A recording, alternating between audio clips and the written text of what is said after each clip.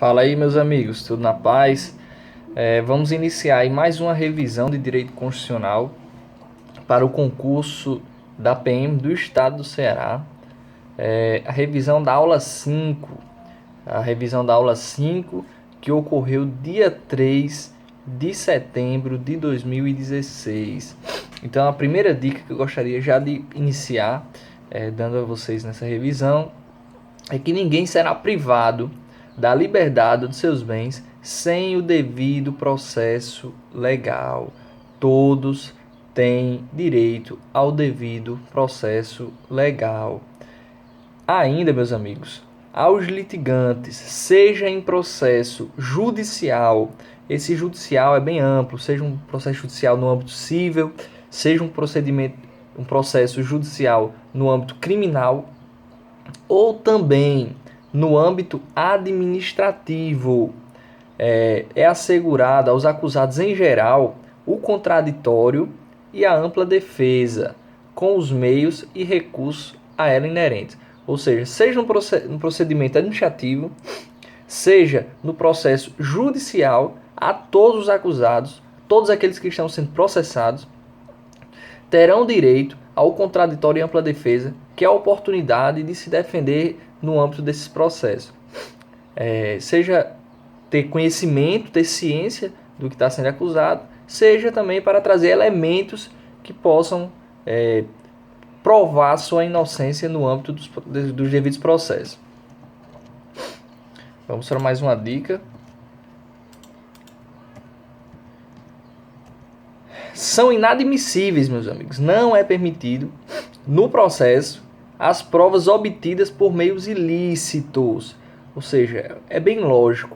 As provas obtidas por meio ilícitos são inadmissíveis. Por exemplo, uma confissão do acusado, por exemplo, no âmbito de uma delegacia, no âmbito do procedimento de inquérito policial, em que o acusado ele é torturado para que confesse o crime, para que entregue os demais companheiros que cometeram o delito. Então, meus amigos, é inadmissível as provas obtidas por meios ilícitos. Outro exemplo é a questão da interceptação telefônica, que não é emanada de ordem judicial, ou seja, o Ministério Público, a autoridade policial determina a interceptação sem ter poder para tanto. Então trata-se de uma prova ilícita, tá certo, meus amigos? E não é permitido em nosso ordenamento jurídico. Outra dica: ninguém será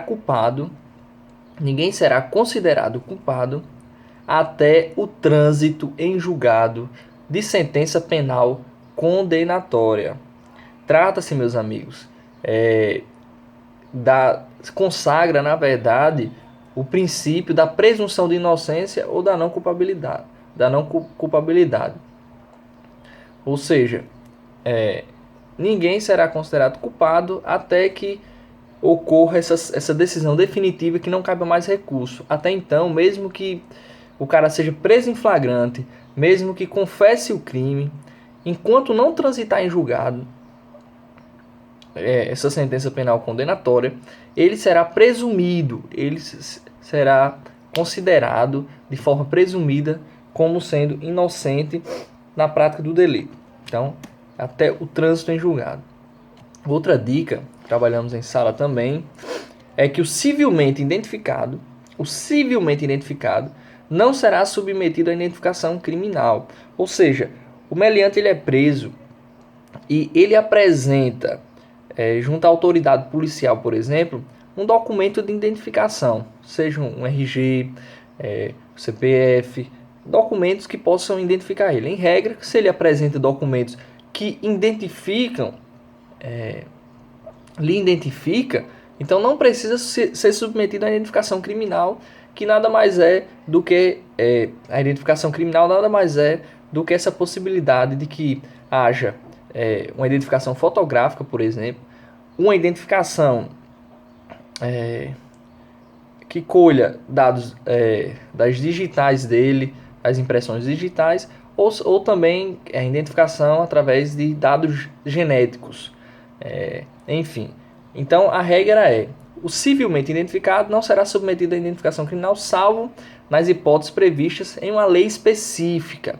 Acredito que o examinador não irá cobrar essas hipóteses em que estão previstas nessa lei específica. Mas, a título de exemplo, é quando o acusado, ele, embora apresente um documento de identificação, ele apresenta um documento que está muito rasurado, não tem como identificar realmente se é ele. Então, assim, mesmo ele apresentando um documento de identificação, ele será submetido à identificação criminal.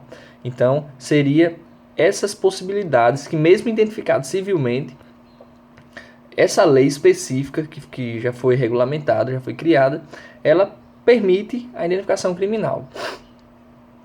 Outra dica, e de extrema valia, extrema importância, será admitida ação privada nos crimes de ação pública.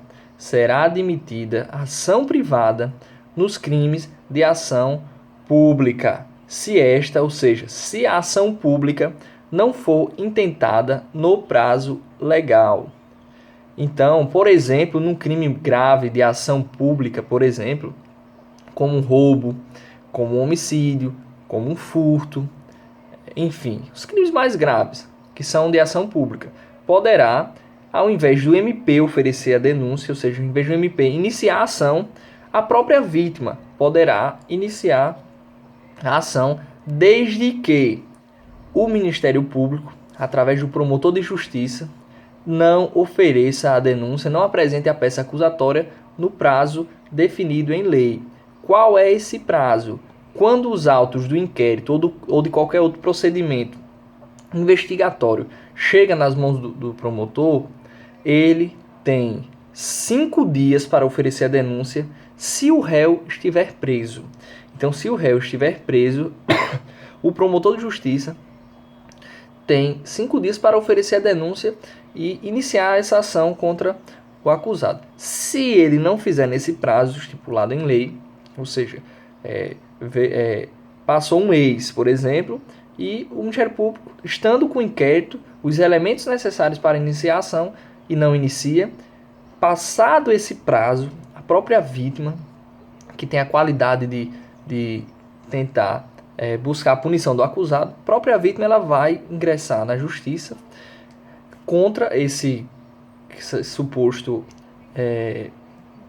criminoso, mesmo sendo uma ação penal pública. Então, é possível ação privada nos crimes de ação pública se esta não for intentada no prazo legal. Se for preso, o Ministério Público tem 5 dias para oferecer a denúncia. Se o investigado, se o suposto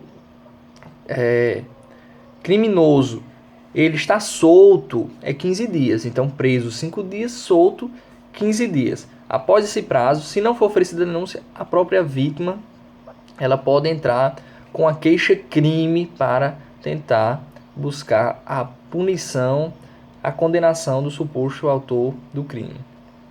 Outra dica é que a lei ela só poderá restringir a publicidade dos atos processuais quando da defesa da intimidade ou o interesse social. Então, a regra é que todos os atos processuais serão públicos. Haverá publicidade em todos os atos processuais. Salvo, aí entram as exceções, que são duas exceções, quando da defesa, quando relacionados à intimidade ou interesse social exigirem. Então, decorem essas duas hipóteses em que poderá haver essa restrição na publicidade dos atos processuais. Memorizem bem isso. Quais são os casos, meus amigos? Quais são os casos em que é possível a prisão? São 3 hipóteses em que é possível a prisão. A primeira delas é quando o meliante ele é preso em flagrante. Primeira hipótese, prisão em flagrante, que não precisa de ordem judicial, o cara está cometendo crime e é preso em flagrante. A segunda hipótese são nas situações de transgressão militar ou crime propriamente militar. Ou seja, no âmbito militar, seja na transgressão militar, ou seja numa desobediência de um superior hierárquico dentro da estrutura militar, o cara pode ser preso, ter sua liberdade restringida, como também quando o militar ele comete um crime propriamente militar, ou seja, um crime que só o militar pode cometer. Por exemplo, dormir em serviço. Então, admite-se que o militar seja preso nessas hipóteses. Então, a segunda hipótese seria transgressão militar ou crime propriamente militar, que também não depende de ordem judicial. E a terceira possibilidade é quando há uma prisão por ordem do próprio juiz. O juiz, de forma escrita e fundamentada, ele determina a prisão de alguém. Geralmente através das prisões cautelares, que é prisão preventiva, uma prisão temporária, o juiz determina a prisão do indivíduo. Então são três hipóteses: flagrante delito, não precisa de ordem judicial; transgressão militar ou crime propriamente militar, também não precisa de ordem judicial escrita e fundamentada; e por fim, a própria ordem judicial, o juiz pode determinar a prisão de forma escrita e fundamentada. Então, de forma oral, não pode. A prisão, meus amigos, de qualquer pessoa e o local onde se encontre serão comunicados imediatamente, ou seja, na mesma hora, ao juiz competente, ao juiz de direito, à família do preso, do cara que foi preso, ou a pessoa por ele indicada. Ou seja, se ele não tiver família, ele pode indicar alguém para comunicar sua prisão. É uma forma de informar, de poder ter uma assistência mais próxima dos familiares, até para conseguir um advogado, então, enfim, dar assistência, até assistência material mesmo, diante dessa precária situação, né, do sistema prisional.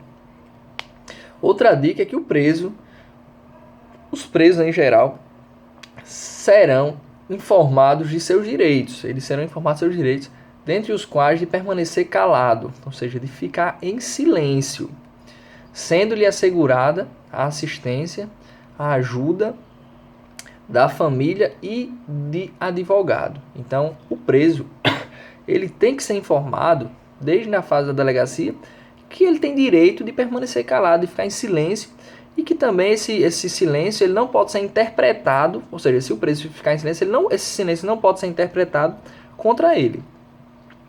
Então, a ideia seria essa.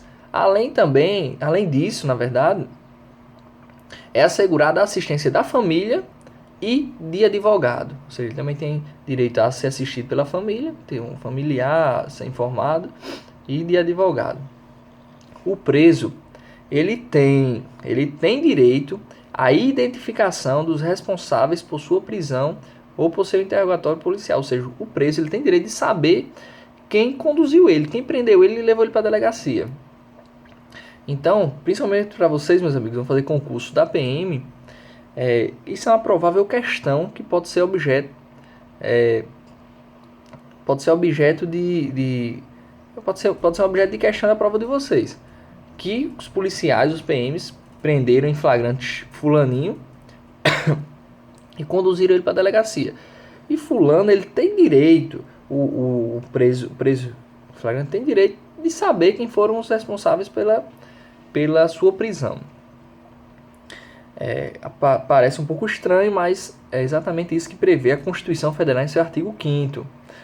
Outra dica é que a prisão ilegal, a prisão que foi feita de forma irregular, sem ser devida, será imediatamente relaxada pela autoridade judiciária. A autoridade que vai relaxar, a autoridade que vai soltar o acusado por uma prisão ilegal, não é o delegado, é uma autoridade judiciária, que seria o juiz, né?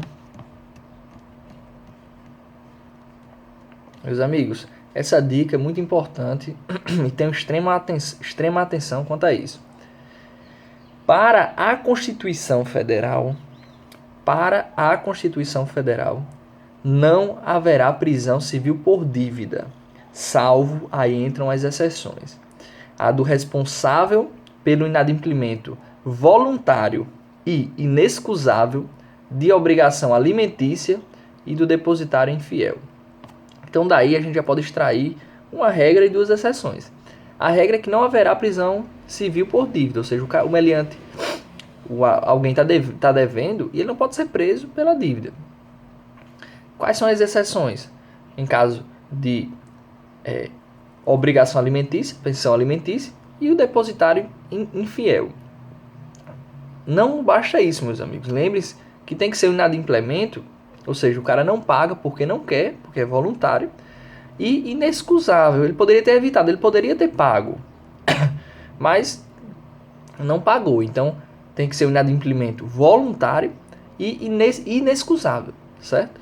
Porém, meus amigos, isso é o que está previsto na Constituição.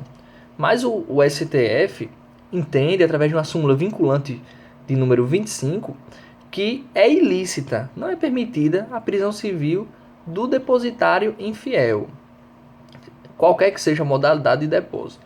Então vocês vão ter que observar atentamente como a questão vai ser cobrada.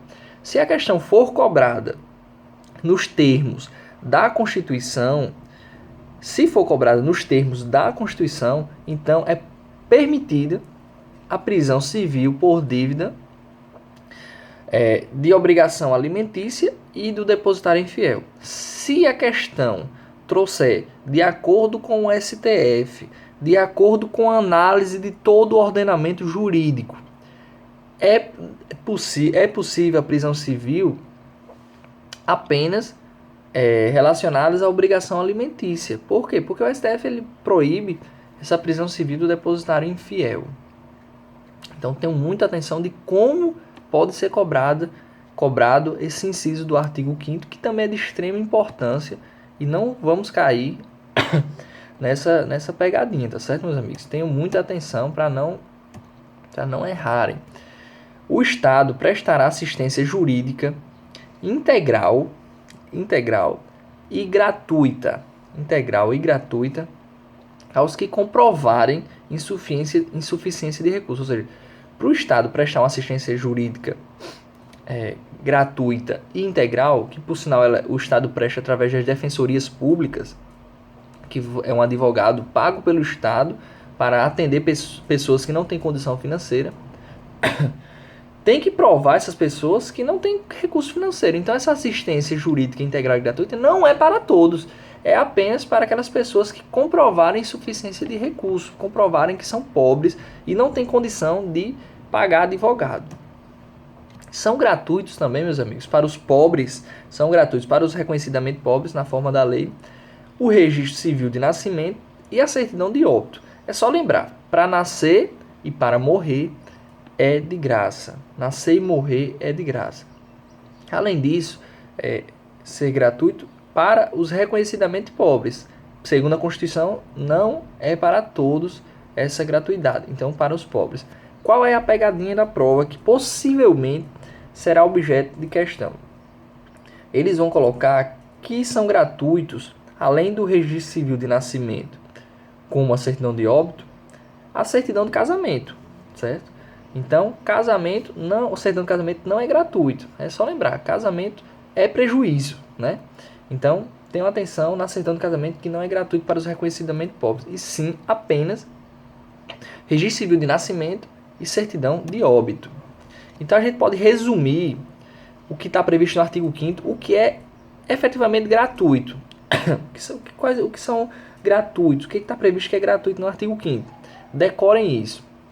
Tem, por sinal, até um esquema no slide da aula passada que eu disponibilizei para vocês por e-mail. Então, vocês memorizem bem isso, porque vocês tendo isso na mente vai ajudar muito a acertar as questões. Então, são gratuitos o habeas corpus e o habeas data, que são remédios constitucionais, habeas corpus e habeas data. As ações necessárias ao exercício da cidadania também é gratuito. Aos reconhecidamente pobres, certidão de nascimento e certidão de óbito. Aos reconhecidamente pobres, certidão de nascimento e certidão de óbito. Aos que comprovarem insuficiência de recurso, ou seja, os pobres também, a assistência jurídica. Assistência jurídica prestada pelo Estado aos pobres, assistência jurídica integral e gratuita também aos que comprovarem insuficiência de recursos. Pois é, meus amigos, essas são as principais dicas o que a gente trabalhou na última aula do dia 3 de setembro de 2016 e próximo sábado, dia 10 de setembro, tem muito mais dicas, tem muito mais conteúdo, muito mais coisa importante e conto com a presença de todos vocês. Desde já, um forte abraço para todos.